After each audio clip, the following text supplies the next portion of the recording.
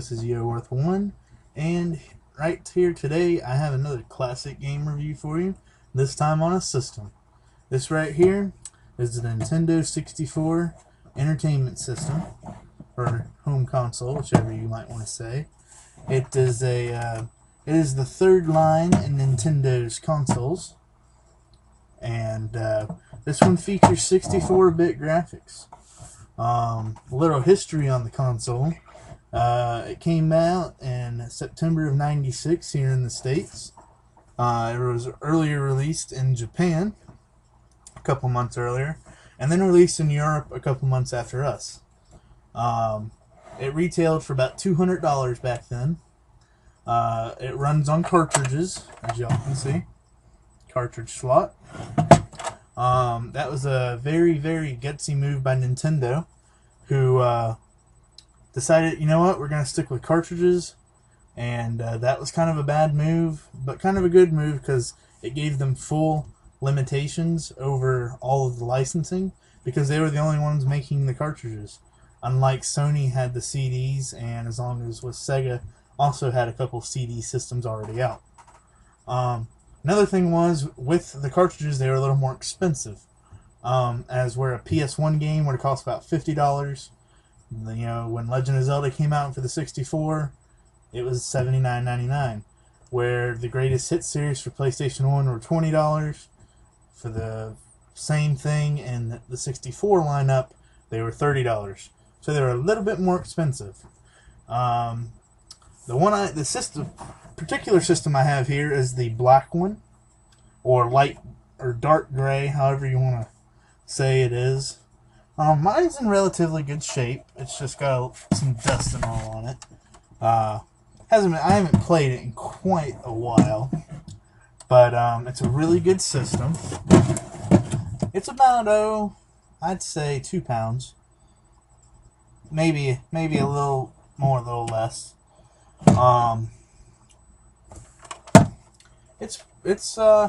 It came out in a bunch of other different colors. They had a Pokemon edition, Donkey Kong. With GoldenEye, they had a pure gold one, which was really cool, which was only given out at competitions. But yeah, it's really just a great little system. As you can see here, we have a vent here on the sides and on the bottom and on this side. It has no fan in the system, so it's very, very relatively quiet. It has it doesn't overheat that often, but it can. Here we have 4 controller ports, which take have a little kind of a weird connector, but it's not standard like you see today with the USBs. You got your power button. You got your reset button there. Right here we have a ROM pack, and this is where your memory goes. It comes with a basic one, but take that off there. I upgraded mine to the max RAM. I had that way back when I was a kid. I had got that, so I don't really know how much I paid for it, or if you can still get it today. It's got the Nintendo logo there, and the 64 logo there. It's really a nice little system. Here you got where your power brick goes in, and your AV. Here is an expander. They have something called a Nintendo DD, 64 DD. If you see these little holes here and this, it flops right down on there, and it kind of blends in real smoothly. I don't have one. They were only released in Japan, but they have a little slot down here, and it plays kind of CD floppy disk games, which were really cool. They have a couple Mario for it, like a paint kind of program. They have some kind of Sims for it. Another thing they have is a cartridge, big cartridge thing. It goes on top of here, and what it does, it has 3 more slots.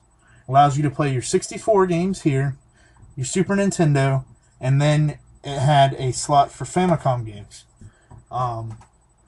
So I'm going to show you guys what the controllers look like. I got the later bundle that came with 2 controllers, which I still have. If you can see that there. I'll show them one at a time. This is the standard controller, the gray one. Very standard, came with all the systems. It did come in more colors along with the system. They had a ice blue, watermelon red, fiery orange, and stuff like that. And when the later systems came out, they came with 2 controllers, and this was the other controller you get. It is called Grape Purple, and it's a see-through controller. It's the one that I used. Can't really see the purple here, but it is see-through, so you can see the guts of the controller per se. We do have an analog stick. It's a very different controller. It's very hard to play with, kind of, if you see there. You got your start button. You got a very good, well-built D-pad here. You got your R and L shoulder buttons right there. You got your C directional buttons, up, down, left, right. Then you got your A and B buttons. Then on the back, they even added a trigger button for games like GoldenEye, and it's called the Z button. Then here we have where you can put additional rumble packs, memory cards, and for the Pokemon games, they had this little thing you put in, and you can put in a Pokemon game to interact with the Nintendo 64 version of the Pokemon game, and you could play it on full screen. It was a really cool feature.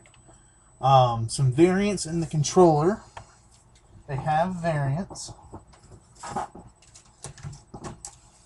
for some games. They have this controller. Right here is the fishing rod controller. Looks just like a fishing rod. This is one of the first of its kind. Right here are your C buttons, and they're pretty cool. Here's your A and B, your start. This is, your real fishing thing. You got your toggle, and you got a directional pad, and then you got your same buttons here, and then you have that, which is we already seen. Some other accessories for the thing. I'm going to show you guys the power brick.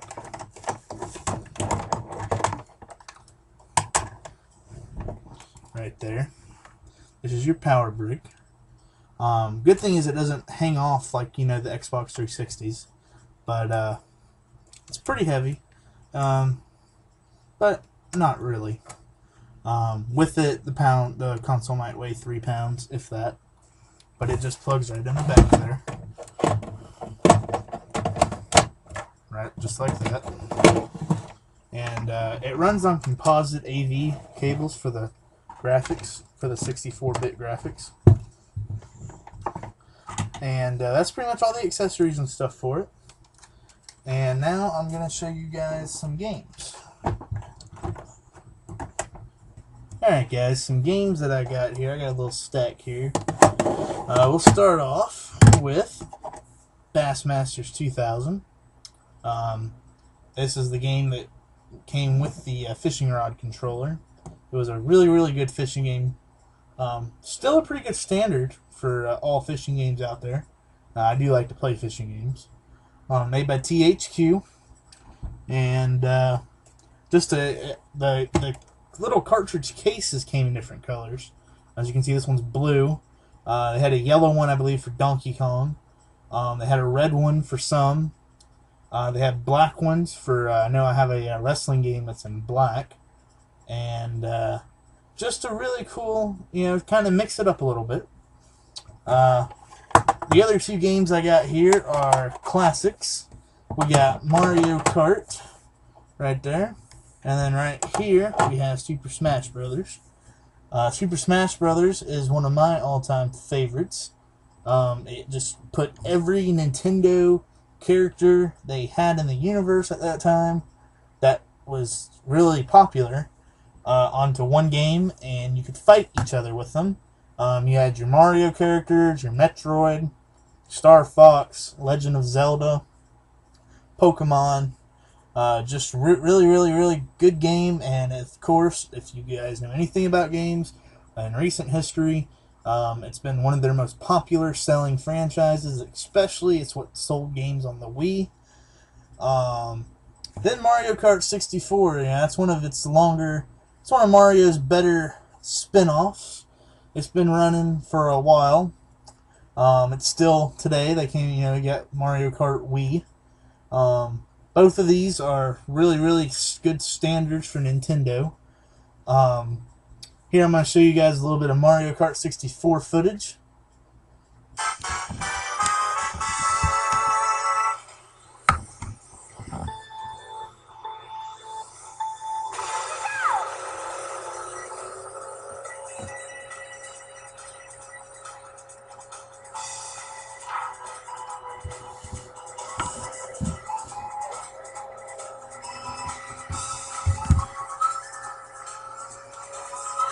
Another game I don't have shown here for you guys is what pretty much sold the console.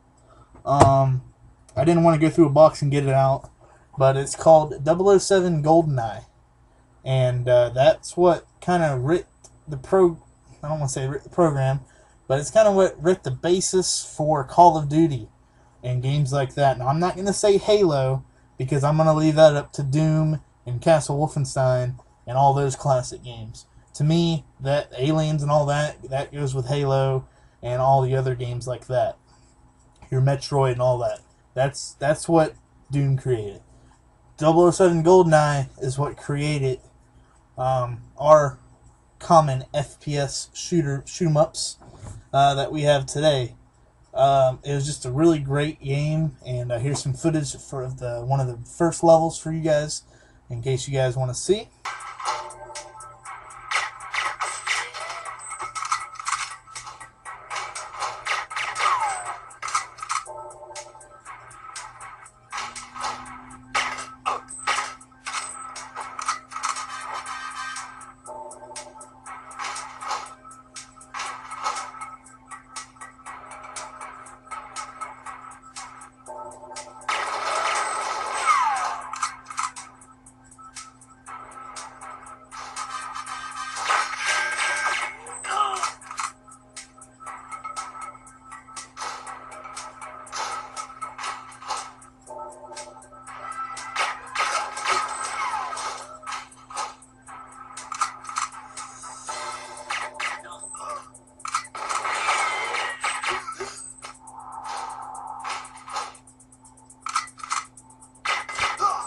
And pretty much, guys, this is the Nintendo 64 entertainment system.